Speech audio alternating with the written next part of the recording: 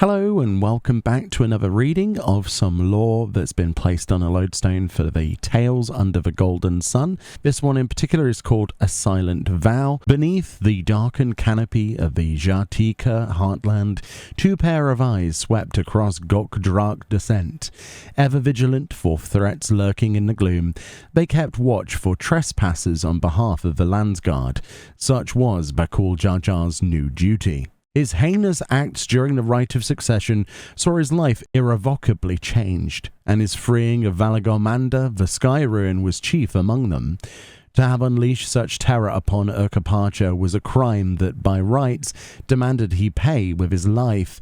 Yet that was a punishment vow Wukelamat was unwilling to impose, not after coming to understand the unconscionable price of blessed siblings, the countless lives sacrificed for a desperate dream.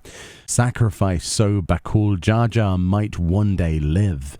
Thus did the vow of resolve command him to join the Landsguard, that he might atone through service, and if Bakul Jajar could redeem himself in the eyes of his fellow Turali, however little, he would certainly try.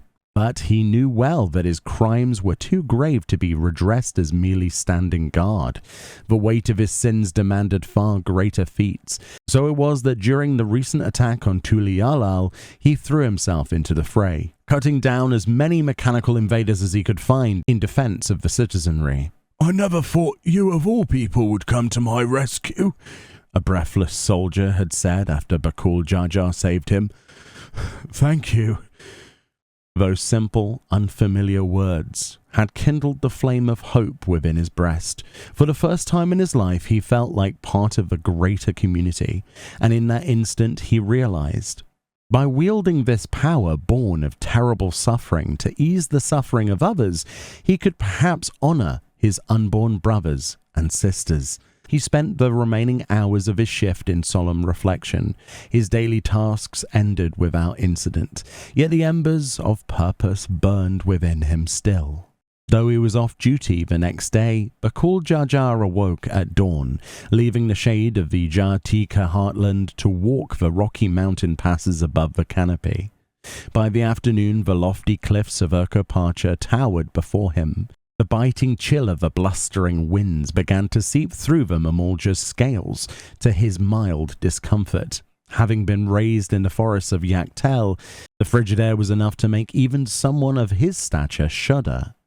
Not far from him was Wachunpelo, home of the diminutive Pelu. He felt as a giant passing through its gates, regarding the small stone buildings lining the hilltops. He had come with newfound purpose to the settlement, to aid a people he had mistreated during the Rite of Succession.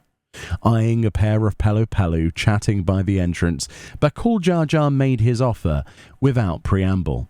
"Is there anything in town I can assist with?" The Pelu stiffened at the sight of him, their hearts seized by fear before his words or the intent behind them could reach their ears. The bringer of the Sky Ruin loomed before them.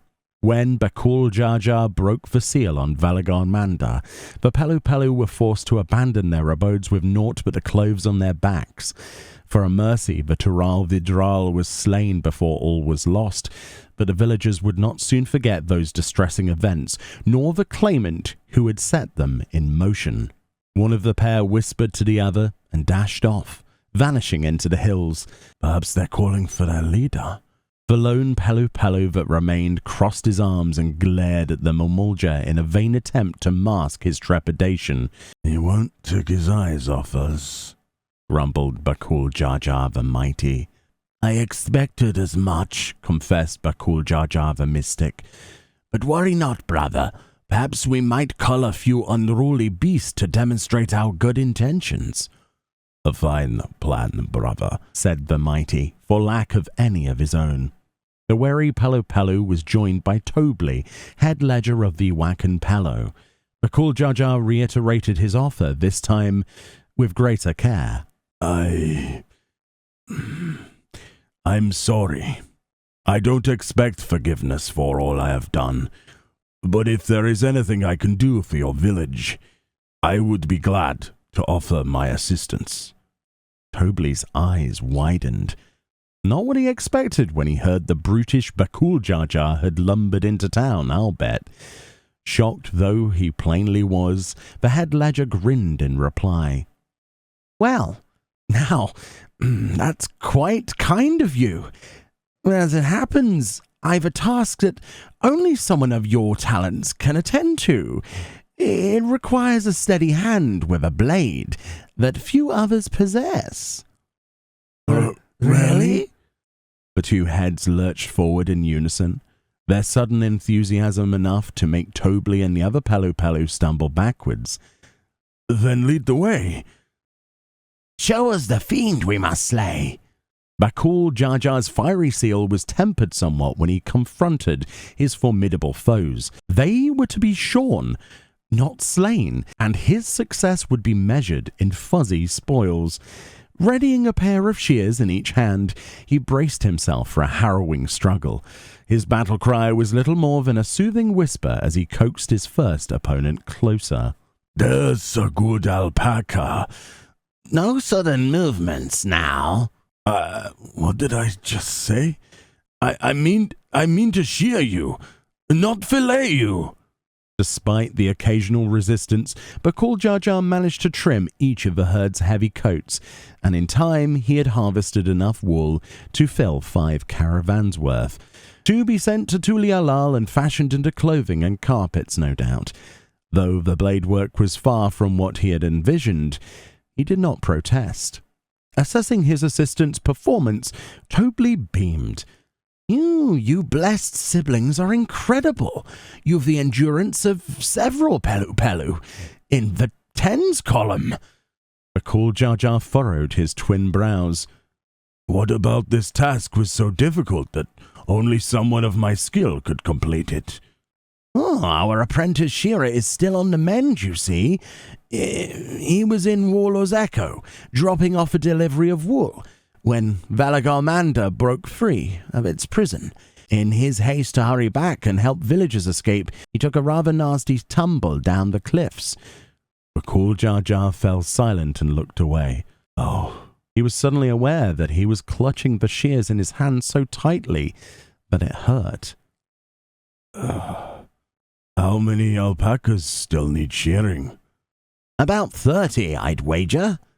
The blessed siblings resumed their work.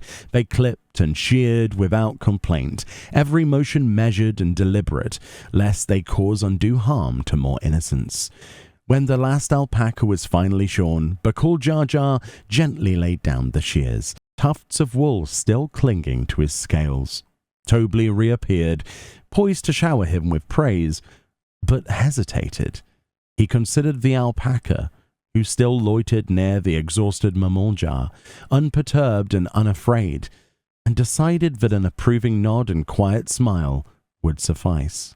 His work completed in Wachunpelo, Bakul Jar Jar pressed on towards steeper paths. At the end of the winding road sat Warlord's Echo, village of Yokhoi. In contrast to the Pelu, the Yokhoi stood several yards tall, and with their large bodies and considerable strength had wrought sizable stone structures and cultivated vast fields of potatos. As before, Bakul Jar Jar addressed the Yokhoi as he entered, immediately stating his purpose. If there is anything here I can help with, anything at all. The Yokhoi would not look at him. They said nothing as they turned their backs and walked away. I don't blame them. But despite the cold reception, Bakul Jar Jar still wished to help, to bring some semblance of peace to at least one soul in this village. Undeterred, he spoke to every Yokhoi he passed. Most paid him no heed, while those few who did replied with scathing refusals. Eventually, he came across a Yokhoi woman willing to accept his offer. My son left this village this morning, but has yet to return. His father's mortal vessel recently ended its journey, so you may be able to find him at Proof. Consider him found. The Yokhoi mother thanked Bakul Jar Jar and wished him well as he set off for the upper valleys. As the paths carried him higher, a veil of mist descended, transforming uncomfortable footing into treacherous pitfalls. From time to time, flurries of snow obscured Bakul Jar-Jar's vision, a clear sign that he was nearing the carved headstones of proof. Upon his arrival, he surveyed the nearby graves, but saw no sign of the Yokhoi he sought. He then circled around to check behind the headstones, and there spied a tiny, trembling Yokhoi, crouched in the shadow of a monolith. Not to worry, little one. I am a friend. Your mother sent me to find you. The boy shook his head vehemently. I can't go home. She'll see me, and she'll see you too. Hurry, you must hide. There was no time to grasp the weight of the warning, only his warrior's instinct for impeding danger. Bakul Jar-Jar leapt to shield the boy with his body, wincing as an intense burning pain blossomed in his back. As he turned, the furious buzzing of wings threatened to split his ears.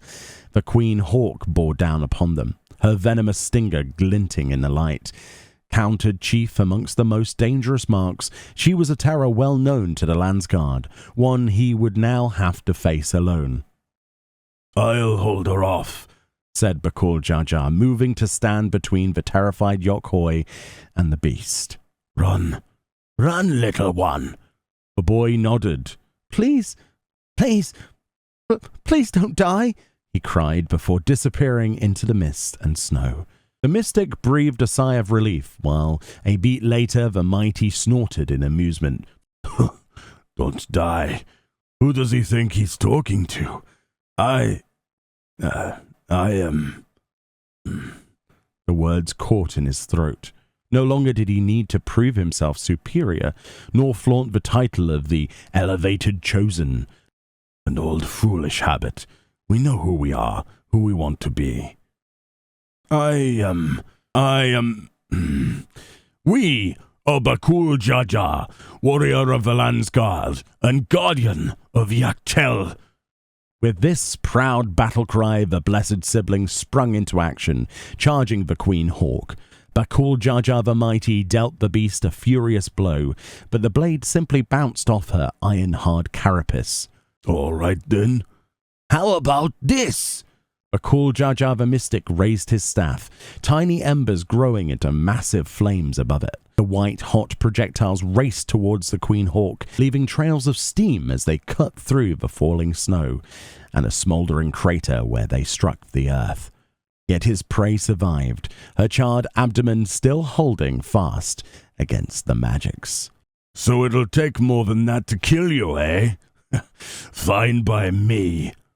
In answer, the Queen Hawk aimed her stinger and spat poison needles at Bakul Jar-Jar. He dodged to the side, rolling into a crouch, and saw several needles were lodged in his left leg. Is that the best you've got? The battle raged on. The Queen Hawk was tenacious and relentless, yet as Bakul Jar-Jar continued his assault of fire and steel, cracks began to show in the Queen's seemingly impenetrable carapace. Not long now. Just one more hit and she's finished. The time was of the essence. The poison was sapping his strength, and Bakul Jar-Jar's limbs grew numb and heavy. Every step took greater effort. Every attack was more taxing than the last. His eyes clouded, and the Queen became one with the mist. She's tougher than I thought. Bakul Jar-Jar the Mystic grimaced. We just need to take our shot and hope it finds its mark. But before the Mamulja succumbed to desperation, a voice rang out. Left! She's coming from your left! The young Yokhoi had returned.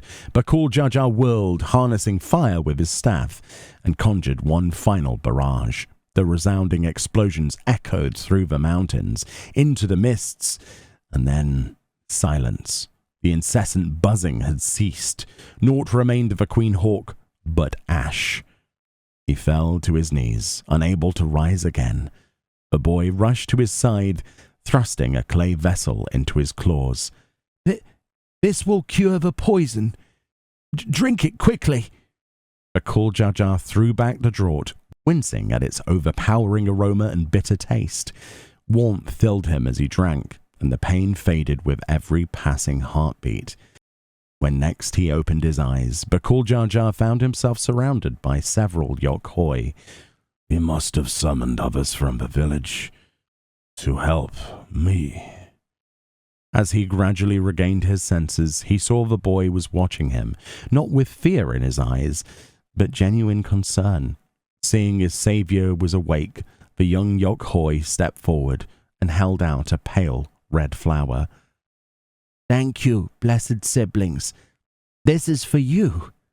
Bakul Jar Jar took the tiny bloom into his claws and could not help but smile.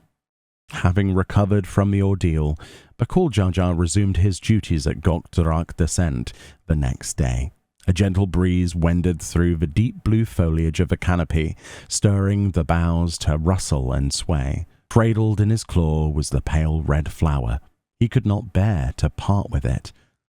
Thank you, blessed siblings.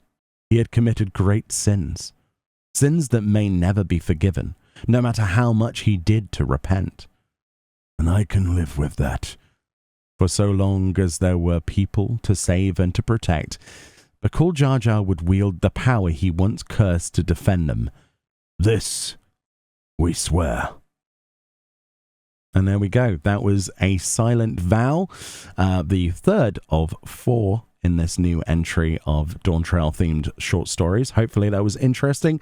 I know these videos don't get a lot of views, and that's absolutely fine. I do them because I'm genuinely interested in the storyline, and I thought it'd be nice to read these out since we started a long time ago reading these stories with many of the others like Chronicles of Light and some of the Heavensward stories and things like that. So it only feels right to actually do the Dawntrail ones as well. Hopefully you enjoyed that. Hopefully it wasn't too bad. Thank you so much for watching. I'll see you all next time. Bye-bye.